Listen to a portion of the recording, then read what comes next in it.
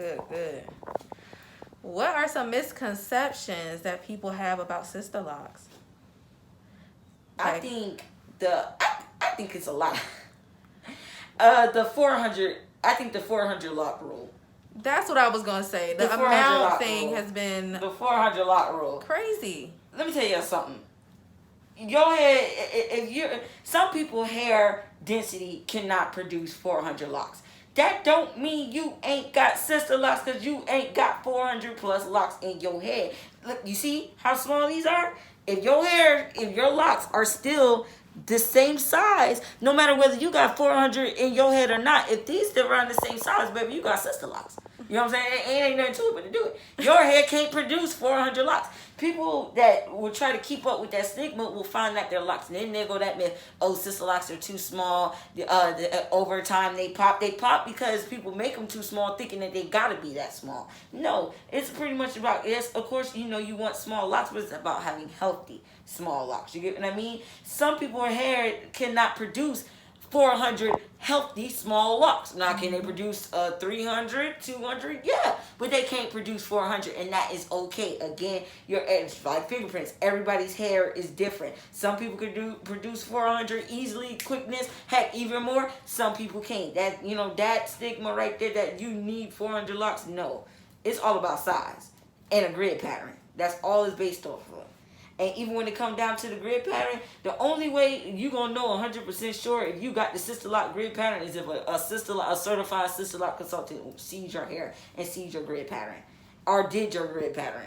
If you went to somebody else and they hollered if they never went to the class, there's no way in heck they know about this grid pattern unless somebody on the back end that went to the sister lock class taught them. And if that's the case, then that person's gonna get in trouble because that's a whole copyright on that alone. So that being said, you know, the whole 400 stigma or you ain't got 400 locks, you ain't got sister locks. No, they're small grid pattern. You got them, point blank.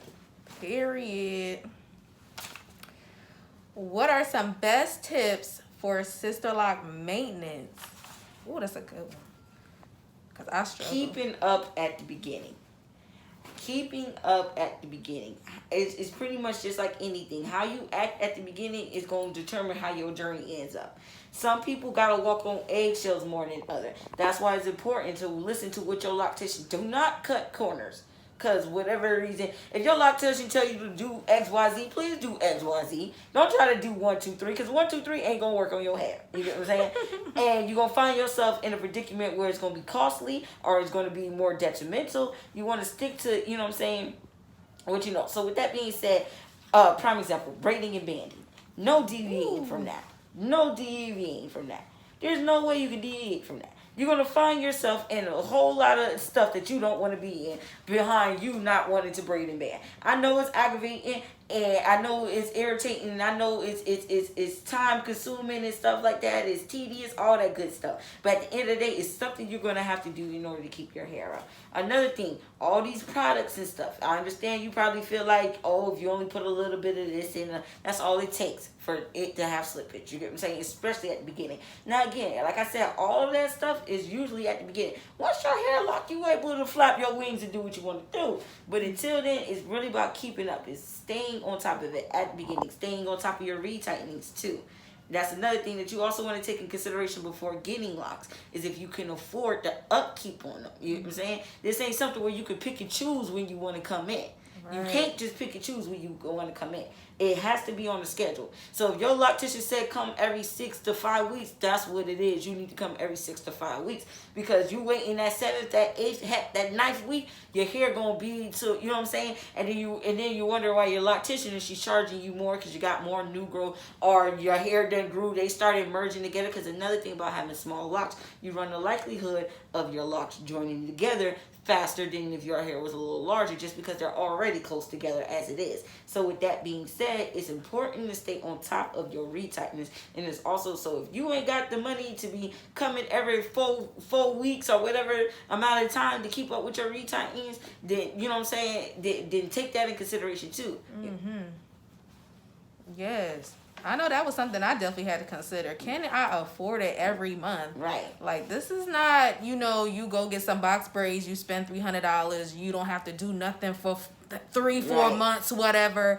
No, like you need to be back when you every have month. when you have loose hair, you can pick and choose. Yes. Like, yeah, you can put your hair into a ponytail. You can go get your hair done, but if you don't want to, you can just put your hair in a ponytail and go. No, with this, you have to stay up on your retightens. Even if you still just want to put your hair in a ponytail, that's fine, but you still got to go and get your hair retightened. That's right. You know what I'm saying? So you got to stay on top of that. Deviating off of that is just going to be detrimental to you, and you're going to find yourself paying more than what you was supposed to pay in the first place. And that's more work for your loctician to do. Who want to do that? But see, me personally, if they ain't anything like me, I don't care. You know what I'm saying? You can mess up your locks because I'm just going ahead and charge you what I'm going to charge you. You know what I'm saying? And it is what it is. You can come back to me and the groom and repair every time. I ain't tripping. You know what I'm saying? As long as you willing to pay what you willing to pay. Okay. So, you know. Well, you know, you going to come out with them coins. Right. Right. Okay. I'm not going to tell nobody how to spend their money. Okay. What are the lock stages that new clients will experience? That pluck chicken look. You don't experience that often. That pluck chicken. Nah, that pluck chicken look lasts longer than usual. The pluck chicken look is when you first get your hair retightened, it's really thin looking, scalpy. You know what I'm saying? You wondering like, is this what I paid for? I paid you this much for you to have me looking like this. Trust the process. That's I want to get it quoted. You know what I'm saying? Trust the process. I'm gonna go ahead and get that with that copyrighted. I'm gonna go ahead and do that because that's really what it is. You gotta trust the process.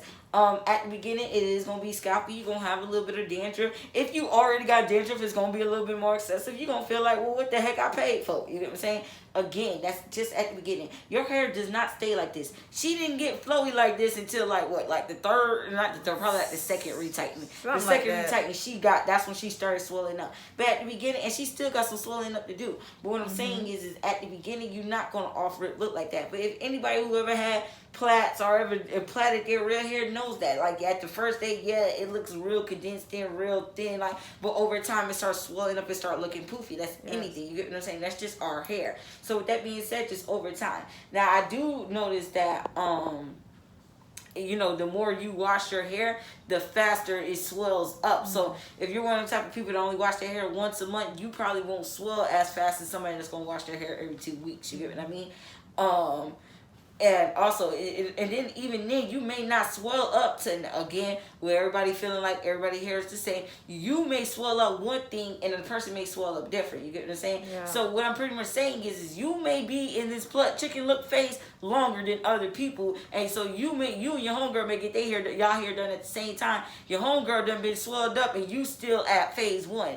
Don't trip. That happens to everybody. I met somebody who did not get out that pluck chicken phase until after 2 years. Ooh. And I started her. I had to look at myself and like, that's not what you do. But then I had to, once I did, you know what I'm saying, of course, being educated and keeping up on my education, I realized that at the end of the day, that just comes with it. Some people hair do not swell up as fast as others. And some people hair swell up to only but so much, and then they done. You get what I mean? It all, again, just like fingerprints, everybody's different. Everybody's going to go through different phases. My whole thing is don't think that you're doing something wrong because your hair didn't swell up as fast as somebody else or as fast as you expected. You get what I mean? Mm-hmm. Yes. I know when mine swelled up, I mean, y'all saw in the previous videos, you know, it shrinks up. Mm-hmm. So that long, flowy, even though it's a plucked chicken look, it's like flowy and thin and blowing in the wind. And people don't expect that either. They don't expect the shrinkage. Yes. Your hair, just like your hair shrink when it's in the afro, we flat iron that thing and we down the Rapunzel, and it's the same way your hair gonna shrink up. You get what I'm saying? Yes. It's your natural hair. What your hair naturally gonna do. I feel like having locks, especially sister locks, teaches you how to deal with your natural hair and teaches you how to accept your natural hair for what it naturally is. Mm-hmm. You get what I mean?